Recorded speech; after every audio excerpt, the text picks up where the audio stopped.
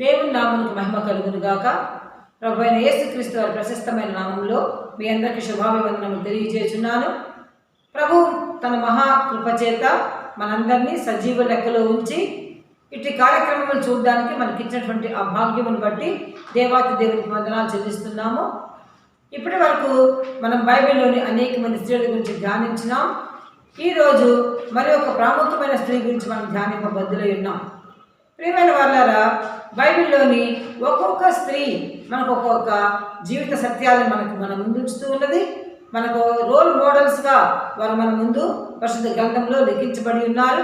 వారి జీవితాల నుండి అనేక సత్యములు మనం గ్రహించుకొని తద్వారా మన జీవితాలను ఆదర్శప్రాయంగా తీర్చుకోవడానికి నిజమైన క్రైస్తవ సాక్షులు స్త్రీలుగా మనం ఉండడానికి ప్రభువైన యేసుక్రీస్తు కృప మనందరికీ తోడేయుడును గాక. నా ప్రియమైనటువంటి సహోదర సహోదరులారా, ఇప్పుడు మనం మరొక రాణి గురించి ధ్యానించుకుందాం. మరి మొట్టమొదట ఇజ్రాయేలీలకు సౌలు రాజు, కానీ దేవునికి ఇష్టానికి ఆయన వ్యతిరేకంగా నడిచినందువల్ల సౌలుని రాజుగా ఉండకుండా తొలగించిన విషయం మనందరికీ తెలుసు. అయితే తర్వాత దేవుని యొక్క మహా ఏర్పాటు చేత దావీదు మహారాజు ఇజ్రాయేలుకు మొట్టమొదటి రాజుగా లెక్కించబడ్డాడు. ఆయన మొదటి రాజుగా లెక్కించబడినప్పుడు ఆయన మొదటి భార్య అయినటువంటి మీకాలు, ఆమె మొట్టమొదటి ఇజ్రాయేలుకు రాణిగా లెక్కించబడింది. ఇది చాలా గొప్ప విషయం. ఇజ్రాయేలుకు మొట్టమొదటి రాణి మరి మీకాలు ఎవరో కాదు, సౌలు యొక్క రెండవ కుమార్తె. ఈ విషయం మనందరికీ కూడా మనం బైబిల్ గ్రంథంలో మనం చదువుకొని ఉన్నాం. వారి యొక్క విషయాలన్నీ కూడా మనం సంగ్రహంగా తెలుసుకొని ఉన్నాం. అయితే మీకాలు ఒక గొప్ప రాణిగా ఆమె ఇజ్రాయేలుకు నిలబడినప్పటికీ ఆమె జీవితంలో కొన్ని బాధ కలిగించే విషయాలు జరిగాయి. మొదటి నుంచి మనము ఆ యొక్క దావీదు ఆ చరిత్రను మనం ధ్యానిస్తూ వచ్చినప్పుడు సౌలుకి దావీదుకి మధ్యలో ఉన్నటువంటి వారి యొక్క విరోధ భావం, అంటే దావీదు సుబుద్ధి కలిగి పనిచేసుకుంటూ ప్రజలందరినీ ఆకట్టుకుంటూ ఆయన వెంట అందరిని తిప్పుకుంటూ ఉండడం చూసి సౌలు భయపడ్డాడు కదండి. మనం ఇది మొదటి సమూయేలు గ్రంథము 18వ అధ్యాయంలో చూస్తాం. ఈవెన్ సౌలు కుమారుడు యోనాతాను కూడా దావీదుకి ముఖ్యమైన స్నేహితుడు, ప్రాణ స్నేహితుడు అయ్యాడు. అయితే సౌలు ఎప్పటికీ దావీదు పైన విషపు చూపు నిలిపినట్టుగా మనం చూస్తున్నాం. చంపాలని వెనుదిరగడము, తరుముకోవడము ఇవన్నీ జరుగుతూ ఉన్నాయి. ఈ పరిస్థితుల్లో సౌలు ప్రజలందరూ దావీదుకు భయపడడం చూసి, దావీదుకు దేవుడు విజయం కలుగజేయడం చూసి భయపడి ఏమనుకున్నాడంటే, నా పెద్ద కుమార్తె మేరబును దావీదుకు వివాహం చేస్తాను, శత్రువుల వాళ్ళు ఫిలిష్తీయుల చేత చంపిస్తాను అనుకున్నాడు. అలాగని దావీదుకు వర్తమానం కూడా పంపించాడు. సరే, దావీదు ఇష్టపడ్డాడు. అలాగే అంటే ముందేమన్నాడు, అంత గొప్ప అదృష్టానికి నేను నోచుకునేవాడినా, రాజు కుమార్తెను నాకు భారీగా చేయడానికి నేను సరిపోతానా అన్నట్టుగా దావీదు అనుమానం వ్యక్తం చేశాడు. ఆ పరిస్థితుల్లో తిరిగి మేరబుని సౌలు ఏం చేశాడంటే దావీదుకి ఇవ్వకుండా వేరొకరికి ఇచ్చినట్టుగా మనం మొదటి సమూయేలు 18వ అధ్యాయంలో గమనిస్తాం. అటు తర్వాత దావీదు కుమార్తె సౌలు రెండవ కుమార్తె మేరబు చెల్లెలు మీకాలు, ఈమె దావీదుని ప్రేమించిందంట. దావీదు పట్ల ఆమె మనసు పెంచుకుందంట, ఇష్టపడిందంట. కాబట్టి సౌలుకి ఈ విషయం తెలిసి రాజకీయ చతురత అక్కడ ఉపయోగించాడు. అంటారు కదండి, కొన్ని స్ట్రాటజీలు ఉపయోగిస్తారు రాజకీయంలోని. అలాంటి ఒక స్ట్రాటజీ ఉపయోగించాడు మన సౌలు రాజు. ఏం చేశాడు, మీకాలును దావీదుకి ఇచ్చి పెళ్లి చేస్తాను, ఈమె ఇష్టపడింది, ఆయనకిచ్చి పెళ్లి చేస్తే నేను చెప్పకుండా ఫిలిష్తీయులు ఎప్పుడు యుద్ధానికి వస్తూనే ఉన్నారు దేశం మీదకి, వారి ద్వారా ఈయన చనిపోతాడు, నా కుమార్తె అతనికి గురిగా ఉంటుంది. ఆ మాట బైబిల్లో రాయబడింది, గురిగా ఉంటుంది కాబట్టి ఆమెను ఇస్తానన్నాడు. అది దూతకు చెప్పి పంపించాడు. దావీదు ఏమన్నాడు, నేను రాజు అల్లుడయ్యేటటువంటి భాగ్యం నాకుందా, సరే అయితే అని ఒప్పుకున్నప్పుడు, అంటే రాజుకు అల్లుడు కావాలని కోరిక కూడా ఉంది దావీదుకి, ఒప్పుకున్నాడు. ఆ తర్వాత ఏం జరిగిందంటే, ఈయన చూడండి, సౌలు రాజుకి ఎప్పటికప్పుడుకి దావీదుని చంపాలనే ఆశే, అదే కోరికతోనే ఉన్నాడు ఆయన. ఆయన గురి ఎప్పుడు దావీదు యొక్క చంపాలనే ఉద్దేశమే. ఇక్కడ 100 ముందోడు తీసుకొచ్చి ఇస్తే ఓలీ కట్నం కోరకుండా పిల్లనివ్వను, కాబట్టి నాకు కట్నంగా 100 ముందోడు కావాలి అన్నాడు. అప్పుడు ఈయన ఏం చేశాడు, దావీదు తన వార్త బయలుదేరి వెళ్ళి ఫిలిష్తీయుల మీదకి వెళ్ళి దండెత్తిపోయి 200 మందిని చంపి ఆయన అడిగినటువంటి ఆ లెక్క ఆయనకు అప్పగించి మీకాలు పెళ్లి చేసుకున్నాడు. మీకాలుకు దావీదు అంటే చాలా ఇష్టమంట. ఆమె ఇష్టపడి ఆయన ప్రేమించి వివాహం చేసుకున్నది. కాబట్టి ఈమె దావీదు మొదటి రాజు, మీకాలు మొట్టమొదటి రాణిగా ఇశ్రాయేలుకి ఆమె లెక్కించబడింది. ఈ దావీదు మీకాలు వారి యొక్క దాంపత్య జీవితము సాఫీగా జరుగుతున్నటువంటి రోజుల్లో తిరిగి యోనాతాను ఏం చేశాడంటే విరోధంగా ఉన్నటువంటి దావీదు తీసుకొచ్చి సౌలు దగ్గర చేర్చాడు. కొద్ది కాలం బాగున్నాడు సౌలు రాజు, మునుపటి వల్లే ప్రేమగా ఉన్నాడు దావీదుతో, ఎటు తిరిగి అల్లుడు కూడా అయ్యాడు కదా. అటు తర్వాత చూస్తే మీకాలు తన కుమార్తె దావీదు దగ్గర సంసారం చేస్తున్న రోజుల్లోనే అల్లుడు అయినప్పటికీ కూడా ఆయన చంపాలని దురుద్దేశం పోలేదు. కాబట్టి మళ్ళీ మనుషులు పంపించాడు, చంపేసేయండి, నా కుమార్తె ఆయన అల్లుడు ఉన్నాడు, అక్కడికి వెళ్ళి వాళ్ళ ఇంట్లోకి వెళ్ళి ఆయన చంపండి అని ఆజ్ఞ ఇచ్చాడు ఆయన దూతలకు. సైనికులు వెళ్ళారు.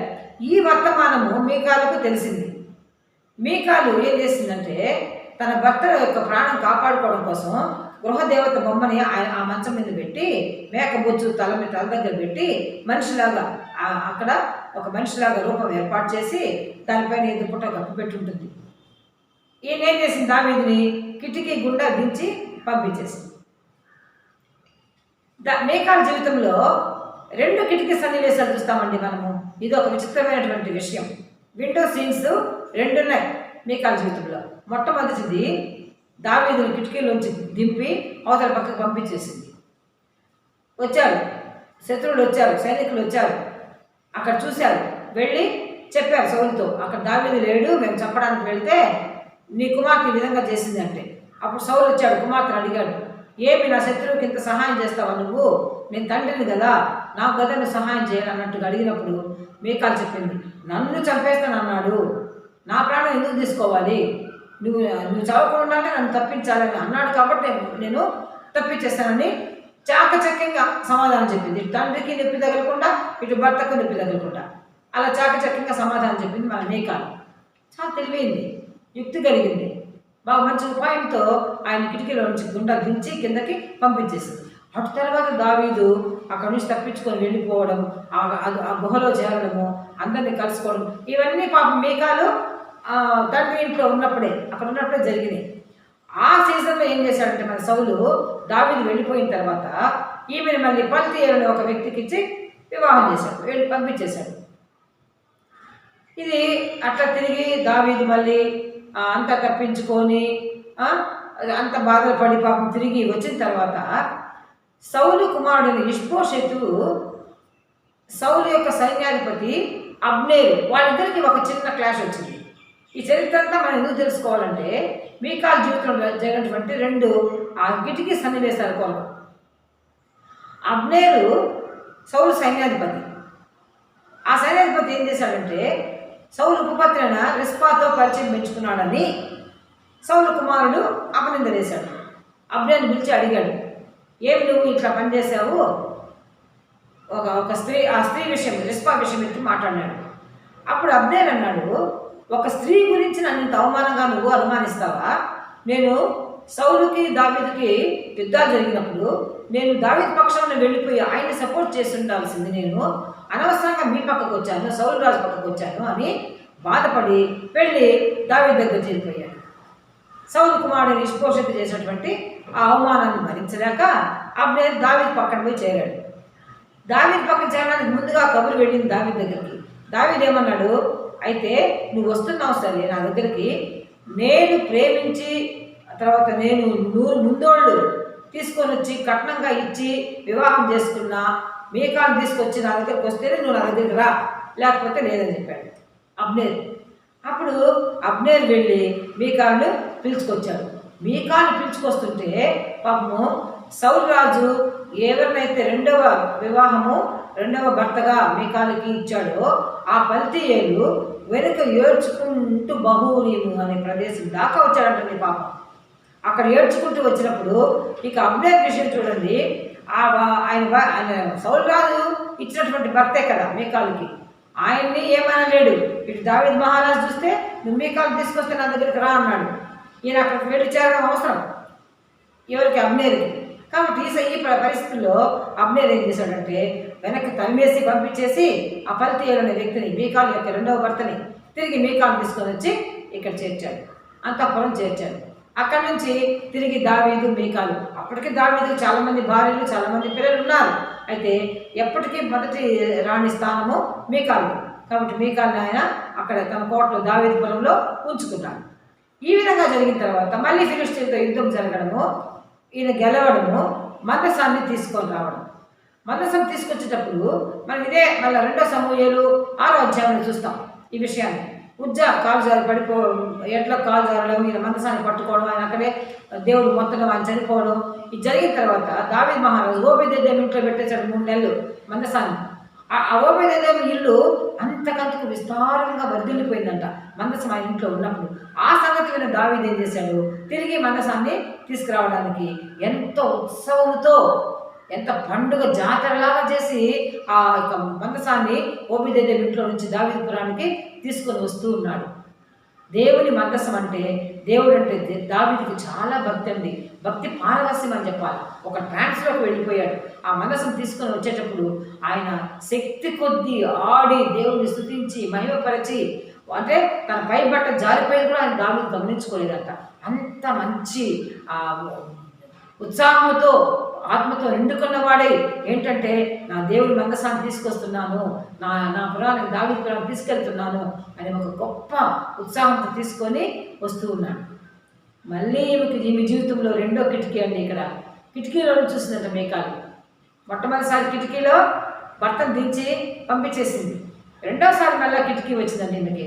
ఈ కిటికీలో నుండి చూసి పనికత్తెల ముందు, ఆ యొక్క దాసుల ముందు, ఆ మందసం ముందర ఆయన అట్లా ఆత్మావేశుడై ఆయన ఒళ్ళు తెలియకుండా ఆయన నృత్యం చేస్తూ ఉంటే, ఆడుతూ ఉంటే సహించలేకపోయింది. ఈమె వర్షంలో ఆలోచిస్తే, మీకాల వర్షంలో ఆలోచిస్తే తన భర్త రాజు, గొప్పవాడు.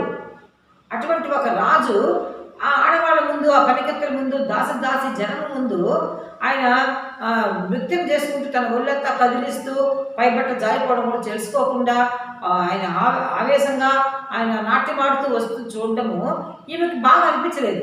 కాబట్టి మనసులో ఆయన్ను హీనపరచుకుంది. అయ్యో, ఇంత గొప్ప రాజు ఈ విధంగా చేస్తున్నాడు అని ఆమె బాధపడింది. ఆ విషయము దావీదుకి తెలిసింది. మన 2వ సమూయేలు 6వ అధ్యాయంలో చూస్తే ఆ విషయం చాలా చక్కగా మనకు కనబడుతుందండి. ప్రియులారా, మనం చూస్తాం 2వ సమూయేలు 6వ అధ్యాయంలో ఆయన అందరినీ మందసాన్ని తీసుకొచ్చేసాడు. తీసుకొచ్చిన తర్వాత అందరి ఇంటింటికి మనిషికి ఒక్కొక్క రొట్టెను, ఆడను, ద్రాక్ష గెలను అన్నింటినీ పంచాడు. అక్కడి నుంచి తన ఇంటి వారిని దీవించడానికి వచ్చాడు ఇంట్లోకి. అప్పుడు దానికి మీకాలు ఒకటే భార్య కాదు కదా, భార్యలు ఉన్నారు, పిల్లలు ఉన్నారు, అందరు ఉన్నారు.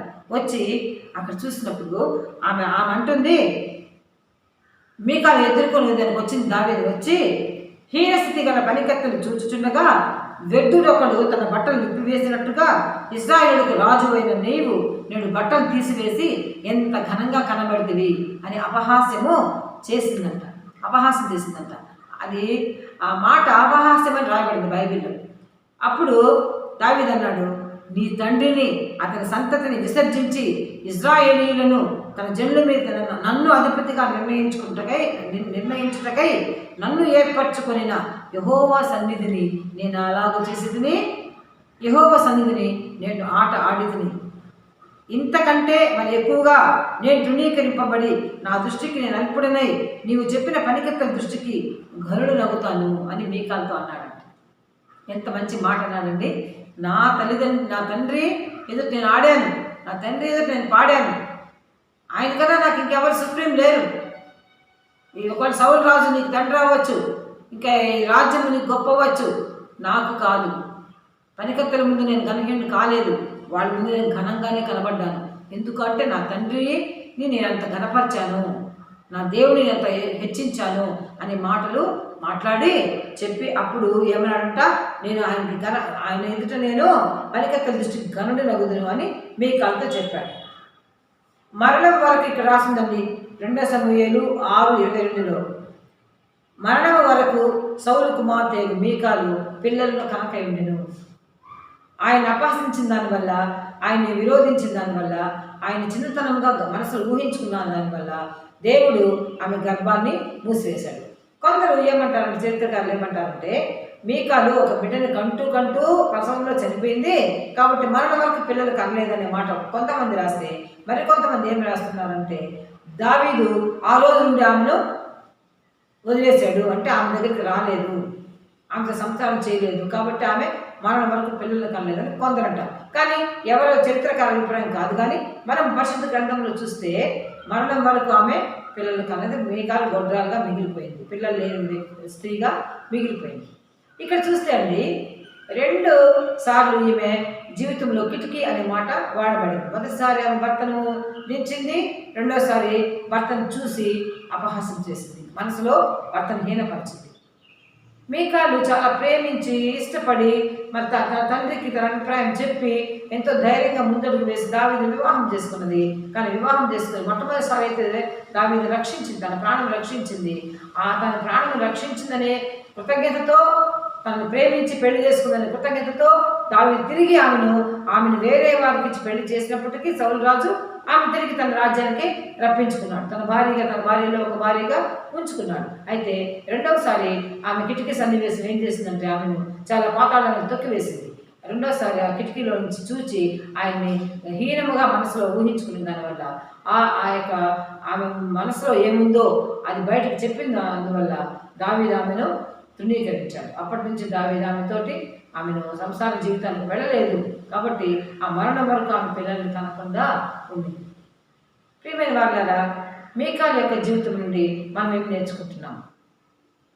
ఇష్టపడింది, దావీదును పెళ్లి చేసుకున్నది, ప్రాణం కాపాడింది. కానీ దేవుని సన్నిధిలో దావీదు చేసినటువంటి ఆత్మావేశంతో చేసినటువంటి ఆ నాట్యాన్ని, ఆ సమర్పణను, తన యొక్క అర్పణ, తన హృదయపూర్వకంగా తను పూర్ణ హృదయంతో పూర్ణాత్మతో దేవుని ఆరాధించాడు. ఆయన తన పనికత్తులు ఉన్నారు, దాసి జనం ఉన్నారు, మరి వీధిలో జనం ఉన్నారు, ఇవన్నీ దావీదు చూసుకోలేదు. మనసము వెనక ఆయన నడుచుకుంటూ, మనసం ముందర ఆయన పాడుకుంటూ ఆడుకుంటూ దేవుణ్ణి గణపరిచినటువంటి తన భర్తను చిన్నతనంగా చూడడం అనేది మీకాలు చేసేటువంటి గొప్ప తప్పు. ఈ తప్పు వలన ఆమె శిక్షించబడింది, ఆమె గొడ్రాలుగా మిగిలిపోయింది. మొట్టమొదటి రాణి అయి కూడా మీకాలు సంతానహీనురాలుగా ఆమె జీవించింది. పరిశుద్ధ గ్రంథంలో కూడా అదే మనము చూస్తాం. ప్రియమైన వాళ్ళారా, మీకాలు జీవితం నుండి మనం కొన్ని విషయాలు ధ్యానిస్తాం. ఆమె మంచి యవ్వన కాలంలో తన భర్తను ప్రేమించింది, తన భర్త ప్రాణాన్ని కాపాడింది. కానీ దేవుని కంటే ఎవరిని కూడా ఎక్కువగా ప్రేమించకూడదు అనేటువంటి నమ్మకం కలిగినటువంటి దావీదుని ఆ ఉద్దేశంతో చూడకుండా తన ఈలోక సంబంధించిన ఉద్దేశంతో తన భర్తను చూసింది. ఆమె తండ్రినేళ్ళు నాకంటే ఎక్కువగా ప్రేమించమని నాకు పాత్రుడు కాడంటున్నాడు దేవుడు. కాబట్టి దావీదు మీకాలను, పక్కన జనాలను, రాజ్యాలను గొప్పగా ఎంచుకోలేదు. ఆయన దేవుని సన్నిధిని గొప్పగా ఎంచుకున్నాడు. కాబట్టి అటువంటి వ్యక్తిని భర్తగా పొందుకున్న ఆమె కూడా అదే విధంగా నడిచి ఉండాలి. దేవుని సన్నిధిని ఎక్కువగా ప్రేమించే వ్యక్తిగా ఉండాలి. కానీ ఆమె దేవుని సన్నిధిని ప్రక్కన పెట్టి దేవుని మందసాన్ని దాని విలువను గుర్తెరగా ఎరగలేదు. తన భర్తను రాజు పెద్ద గొప్పవాడు, పనికత్తెల ముందు హీనంగా కనబడినాడు అనే ఉద్దేశంతో తన భర్తను హెచ్చించింది, దేవుని సన్నిధిని ఆమె తగ్గించింది. కాబట్టి అటువంటి మనం కూడా మన జీవితంలో ఎవరిని కూడా దేవుని కన్నా ఎక్కువగా మనం ప్రేమించడం కానీ, ఎవరిని కూడా దేవుని కన్నా ఎక్కువ ఘనపరచడం కానీ, ఇవాళ రేపు ఎక్కడైనా మీటింగ్లు జరిగితే కూడా దేవుని పక్కన పెట్టేసి మనుషులు పొగడం ఎక్కువ, చాలా ఎక్కువ కదండి. మీకాలు జీవితంతో మనం నేర్చుకోవాల్సింది ఏంటంటే, దయచేసి మనుషుల్ని మనం పొగడకూడదు, వాళ్ళని మనం స్తుతించకూడదు, దేవునితో సమానంగా వాళ్ళు చేయకూడదు. ఎప్పుడు కూడా దేవుడు సుప్రీం, ఆయన అత్యున్నత సింహాసనం మీద కూర్చున్నటువంటి గొప్ప దేవుడు. ఆయనను మనము తక్కువ చేసి మనుషుల్ని హెచ్చించి మాట్లాడము, అది మీకాలు చేసినటువంటి ఈ యొక్క అల్పమైన పని వల్ల మనం కూడా చేసిన వారం అవుతాం. కాబట్టి జాగ్రత్తగా ఉందాం. మన మాటల్లో, మన చేతల్లో ఎప్పుడు దేవుని ఉన్నతమైన స్థానంలో మనం ఉంచుకుందాం. మన భర్త అయినా, మన పిల్లలైనా, ఎవరైనా సరే, ఎంత ప్రాముఖ్యమైన వ్యక్తులైనా సరే, వారు ఎప్పుడు కిందనే ఉండాలి. మన మన మన దృష్టిలో దేవుని సన్నిధి, దేవుని యొక్క కృప అత్యధికమైనటువంటి ఎత్తులో ఉండాలని నేను మిమ్మల్ని అందరినీ మనవి చేస్తున్నాను. మీకాలు జీవితం ద్వారా ఆమె జీవితంలో జరిగిన 2 కిటికీ సన్నివేశాలు ఆమె జీవితాన్ని ఎలా మార్చివేసాయో మనం చూసుకొని మన జీవితాలలో కూడా ఇలాంటి కిటికీలు ఉన్నాయా? అభ్యంతరపరిచే కిటికీలు ఉన్నాయా? మరి సంసారం పాడు చేస్తున్న కిటికీలు మన జీవితాల్లో ఉన్నాయా? లేక భర్తని ప్రేమించి, భర్తని ఆదరించి, భర్తని ప్రాణం కాపాడే కిటికీలు మన జీవితంలో ఉన్నాయా? ఇలా చూసుకుంటూ మీకాలు జీవితం ద్వారా మనం గొప్ప పాఠాలు నేర్చుకోవాలని నేను ఆశపడుతున్నాను. దేవుడి చిన్న వాక్యమును మనందరి వెనుకల్లో దీవించి ఫలింపచేయను గాక. ఆమేన్.